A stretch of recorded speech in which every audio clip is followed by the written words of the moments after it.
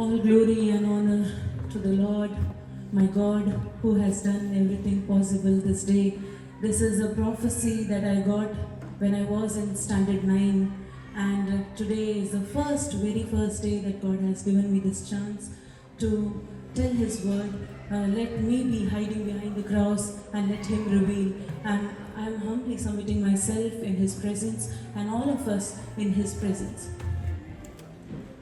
I would like to start with my native Tamil song to glorify Him, because what He has done is what is my message today. I think you all know this song. If you know, please join with me.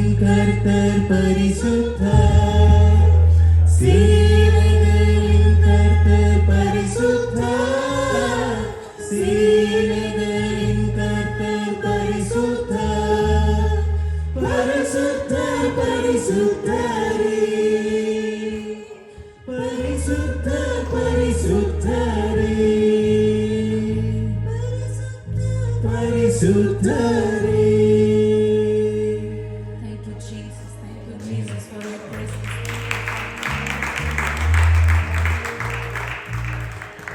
I give all glory and honor to the God who has done all these things, great and mighty things. The people, those who are back in my country, will know what God has done today with me. Because if you see, my life was full of struggle. You may see I have got a good husband, I got married to him, and I'm living very peacefully. But before this thing, my life, if you see, it's a very tragic life story. I don't want to share everything, and I just want to make you understand this is God who has done this. This is God who has done this.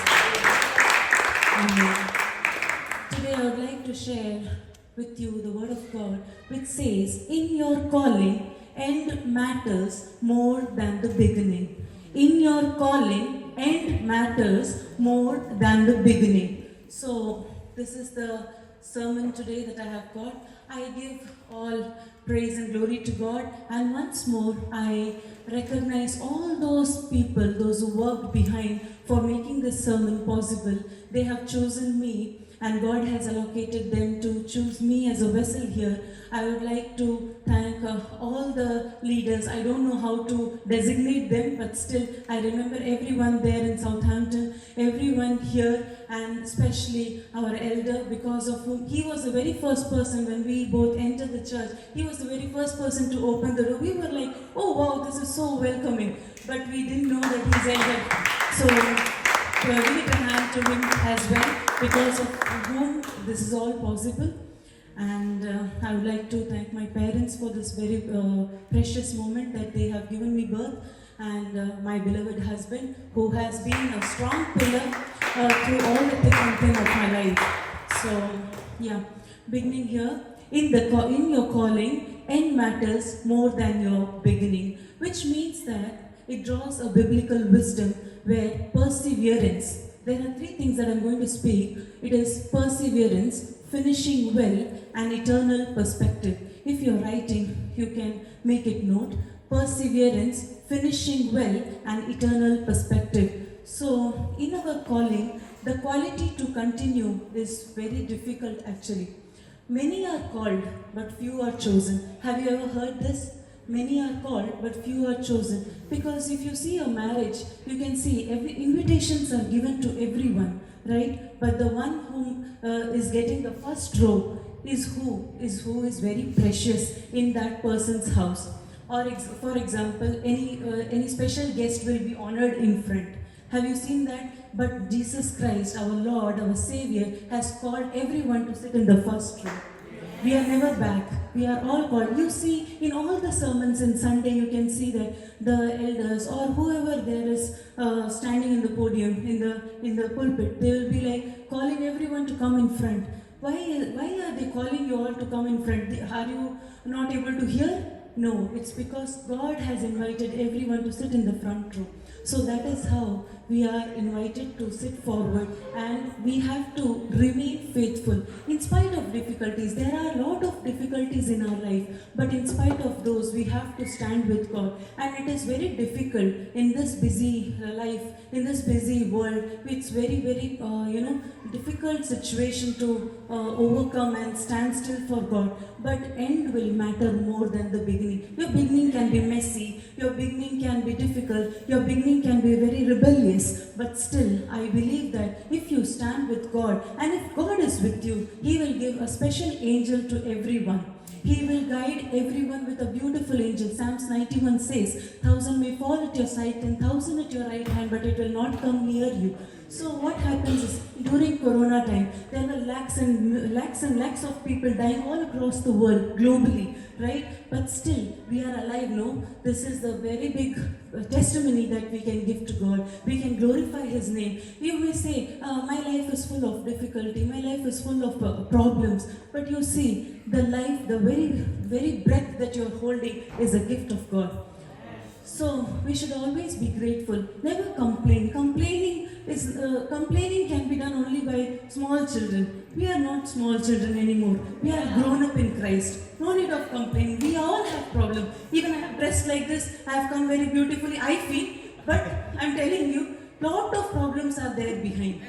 Okay, we can only polish ourselves and come. Behind lot of problems are there. That's why, imagine this is a cross. Here Jesus is there. We have to hide behind Him. And He will be coming before us. If you see my husband's bag, he will be having one tag. Your presence shall go before me. Your presence shall go before me. That means what? God's presence shall go before us. Wherever we go, if I step here, before I would have come here, He is already here. Before you have entered this church, He is already here. So, no need of getting anxiety, no need of getting those big terms of psychology. Though I have studied psychology, and sometimes I'll relate those examples, but still, I'm telling you, no need of, relating yourself with a big label. God has already changed your label. No need of getting labels from anyone else. Someone in your family, someone in your neighbor, someone in your workplace, they would be saying that you are very poor, you are not good. We would have heard this for a long time. When we were in school, when we were in our class, we would have not performed very well. That time, you will see the people, those who are next to us, they'll be like, this student will be always getting this marks. They would have labeled us. But those labels are not permanent. God is going to give us label in eternal life. He is going to give us label in eternal life. He is going to say, well did, my servant, you are with me in heaven. Okay, so for that we have to strive hard. Finishing well, faithfully preserving in one's walk with God, maintaining integrity. Honesty is very important. See, everyone can be called, everyone can be chosen, but still you are very anointed. Everything is there, but your honesty for Christ, your truth will be revealed only when you meet people, those who are out of your church. If you are able to face people out and say boldly that I believe Christ, because of Him I'm alive, because of Him I'm not going to do this mistake. So that is how God will see you and He will honor you. You are giving all honor to Him, but He says in Psalms 91, in the last verses He says that because He knows me, I will honor Him, I'll give Him long life and He will restore His life. So this is the way God is going to honor us. It's not that all glory and honor we are giving to God. That means God will not give nothing to us. No, not like that. God will give us honor. That honor everyone will be seen. So God is great. There is difficulty in our life, but still God is great. We are very happy couple, you might be seeing. But there are some problems which sometimes goes between us. Okay, then because of that, what happens is I'll be like very depressed, sitting in the bedroom, not coming out. He is a very cheerful man. He will be like, come, we'll pray, we'll pray. If I don't pray, in my bed only, he will be kneeling down and he will keep, Jesus, let this demon go out. One day I was like, you stop telling me demon, I am not demon. He was like, no, not you, but the demon who's working is behind you. I am telling you that. I was like, okay, fine, you pray. And I'll be like, then he'll be like, praying. That means what? It is not to praise us or our family. I'm telling this because in your difficult times, when you see someone is difficult in their situation, they are not able to come out, that time just go and pray for them. Don't say, demon, come out. But you can say in your heart, you demon, get out from this family. You are not having any right over the child of God. You just pray. When you pray, you will see mighty things of God happening in your life. So, there are a lot of problems in our life, but still God is great and He will do mighty things in our life.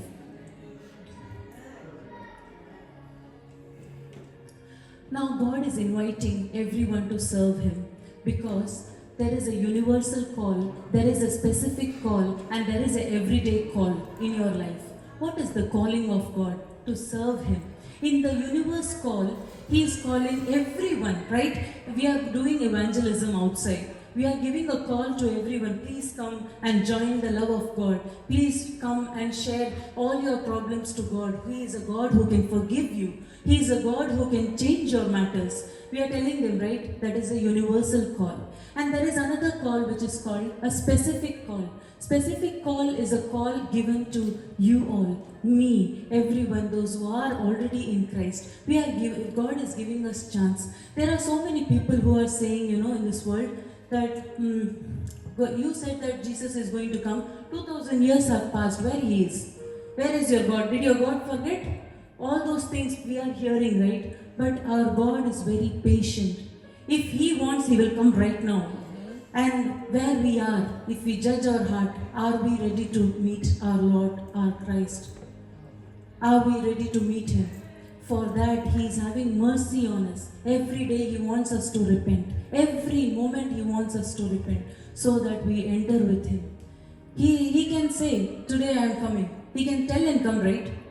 Or He can tell and come, today I am coming, please, all of you be saved. No, He wants everyone else to be saved. Not only you, not only me, but all over the world, everyone has to be saved. So that loving God we are having.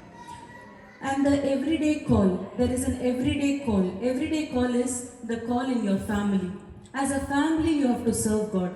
Wherever you are working, if you are working in a business sector, if you are working in hospital, if you are working in teaching, if you are working anywhere, in that place, there is a call. What is the call? You can tell your friends, you can tell your colleagues that Jesus is great. There are a lot of rules and regulations that we cannot share our personal views, our religious views, but still, if you find that person is in trouble, there is a place where you can sow a seed. When you sow a seed, you will find the plants growing. You don't have to water it, you don't have to do anything, just sow a seed. Sowing a seed is telling the word of God. One word can be a seed, and it will sow and it will be coming out like a good beautiful plants with beautiful fruits. You will not know. You know what? I and my husband, we practice one thing. If you can, you also practice that. What we do is we go in the streets. Normally we walk, wherever we walk, we see ambulance going, right? Fastly the ambulance will be going in our native place, wherever we are. 1 minute, me and my husband will always be like, we'll be praying. Jesus, whoever is there in that vehicle, please protect them. If they are lacking anything, give them. Please support their life. Let their life be long. In Jesus' name. I say this simple prayer. You will not know. They have not told you, oh thank you, you prayed for me. No, don't wait for others' thanks and every praises. No, praise alone belongs to God. You prayed and it happened. You believe. When you pray, you have to believe that it's already done. Then it will be done. You pray, and you say that nothing is happening, First of all, faith is not inside you. How it will come out? What are the practical steps to discern your calling? The first step is pray and listen. You have to pray and you have to listen. There are so many people who will be like, they will be praying like this, but they will not allow God to speak. You imagine one thing. Now you all are sitting next to someone. Okay, you speak, you speak, you speak. Only one person speak. What will other person say? Let their opinions be given to you. Let their reflections be given to you. But what we do is we sit in the room, we are very holy, we are sitting, Jesus, Jesus, Jesus, Jesus, Jesus, we are saying everything. All our stories we are saying, whatever we need we are saying. Our prayer life has to be changed. It is not the thing that we have to pray only for us. No, for us is done. 2 minutes you pray for us, for yourself. And then your prayer should be for the nation, your prayer should be for the leaders, your prayer should be for the revival of the country. It's done. Long time we have prayed the same thing. Jesus, protect my father, my mother, my brother, my sister. We have done that. It's done. God knows, no? Already before you pray, He knows what you want. He said that with thanksgiving and praise, you have to just keep your word to God. When you say that, you have to say also. It's not like, God, you know, right? Now you have to do that. It's not like that. You know everything, God. But I'm telling you, with all my sincere heart, I'm telling you, this is my request. Can you please do that? And that's all. You have to pray for other people. Start praying for the one who is there in your family, who is suffering, your relatives. Don't ignore them. Love your enemies. That's the greatest thing that we are not able to do. The worst thing is, why will I be praying for them? They did this much things. I will not pray for them. It's not like that. Love your enemies. Pray for them. Even if it is not from your heart, you say, Jesus, this was not from my heart. But I'm telling you, you are a God who can give me strength to pray for them. You can give me strength to, guide them. You can give me strength. So you will not know how your enemies, God will make you into friends. Bible says that. I don't remember the verse, but Bible says that even your enemies, God will make you friends with. So that kind of God we are serving. And we have to always read the scripture. Reading the scripture and listening to Him. When we pray, we have to always listen to God. We have to read the scripture. We have to examine our gifts. And we have to take small steps in our calling. See, for our calling, if God is calling us, all the gifts we are having, everything we got, right? We prayed, we listened, and we read the scripture, we got the calling, everything is confirmed. Now, how you will practice that in your life? The very first day itself, when you are born, when you are adult, you will not be holded with a mic. Very small step that you can take for your calling is, if you are going to this church, if you are going to some other church, what you are going to do is, if they say broom this house, you have to broom. That is the very beginning of your calling. I remember one pastor who is there in my country. He said that today he is world known pastor. Okay, everywhere his meetings are there, everywhere his, a lot of prayer sermons, everything we are hearing. But what was his start, He said that whenever I go to the church, I used to take care of my church. Wherever I be, I will clean the place, I will take care of my pastor, I will do all the church activities.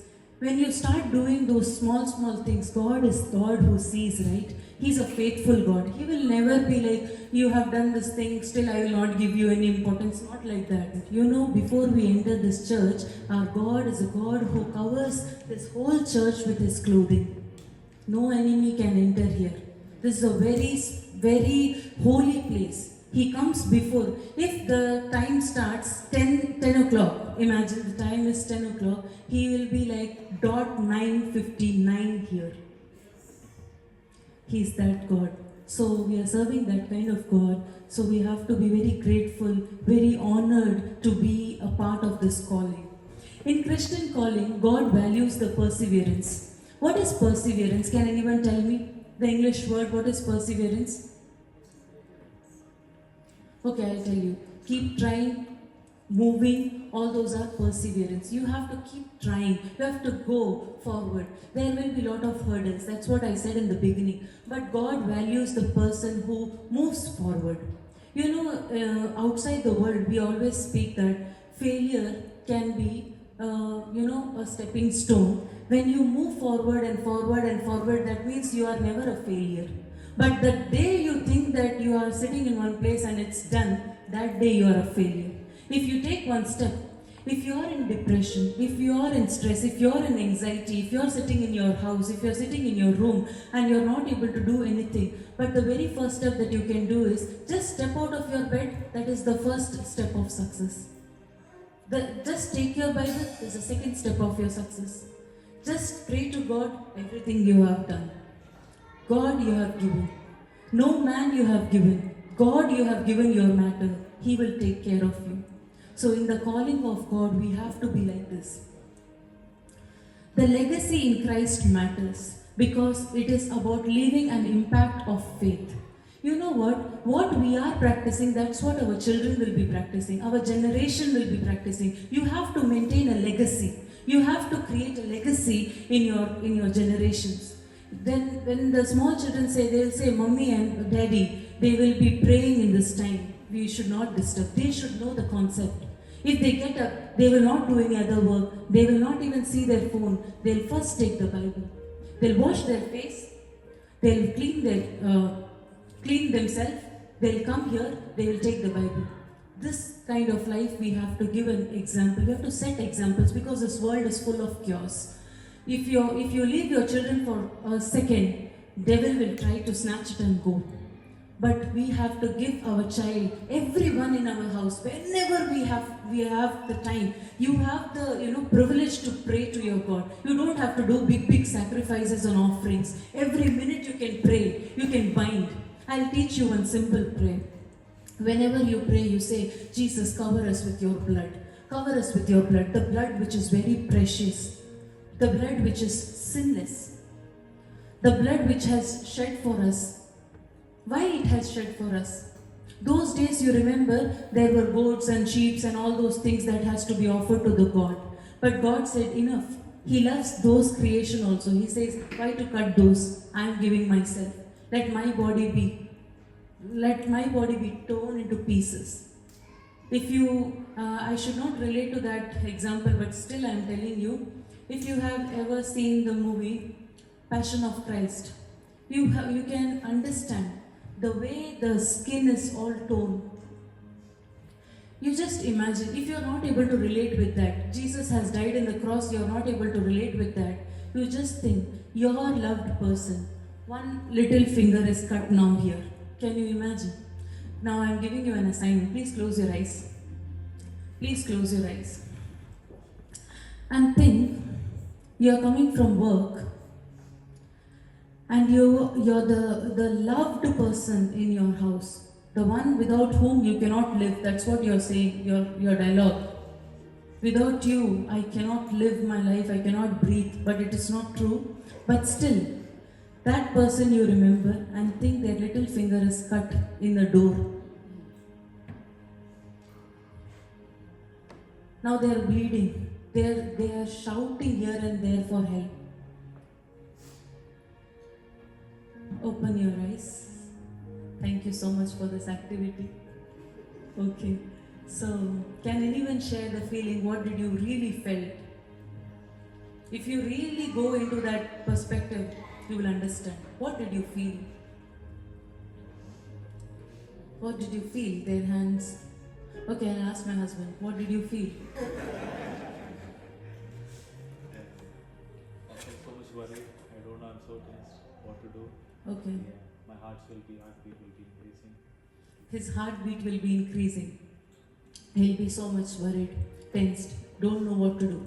Okay, now imagine the one who created me, the one who created you, the one who created our loved ones, the one who created the heaven and the earth, the sun, the moon, everything that belongs to him. He is torn for us. He is shattered for us. He is bleeding for us. Why he will bleed for us? What is the need? Because we have done sin.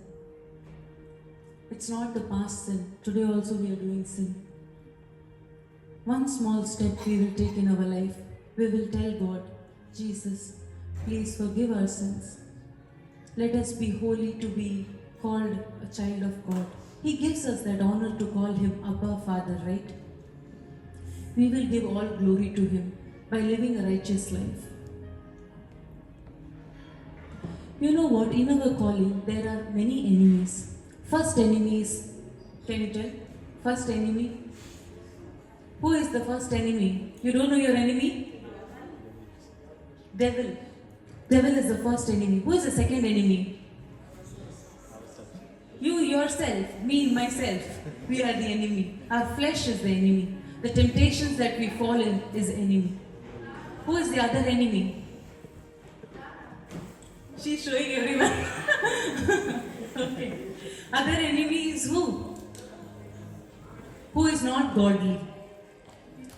Who is away from God? 3 people. 3 main enemies. You have to flee from them.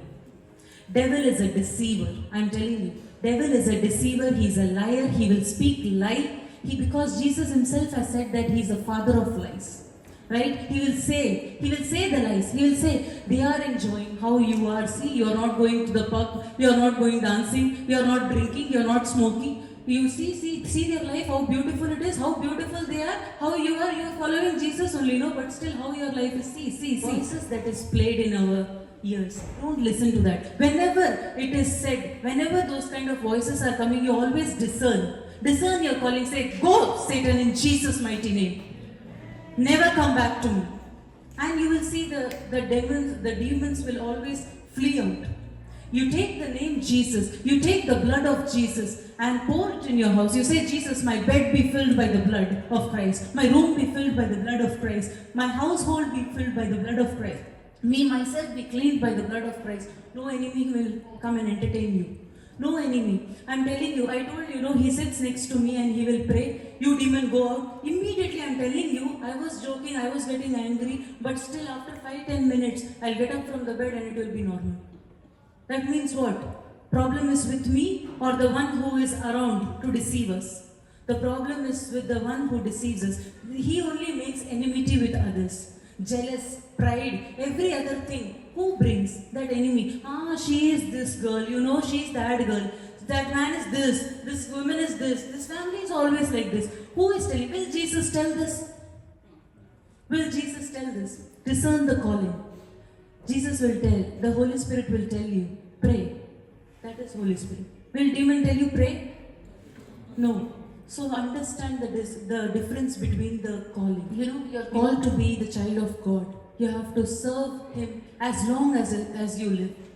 So these are the enemies. Our flesh sometimes is a very big enemy because it will say, sit in this place, sleep here, sit in this place. You're very tired, right? You went to the shopping, you went out and you came, you're very tired. Now don't read Bible, you sleep. You sleep. But in that same time, if I give you a beautiful phone with the thing which you like in the phone, if I give a whole night, you will be like this. Okay? But I give you, come on, we'll read Bible today. I feel so sleepy. This is my case, I'm telling you. So this happens. This is how we have to discern the calling. So the end matters more than the beginning.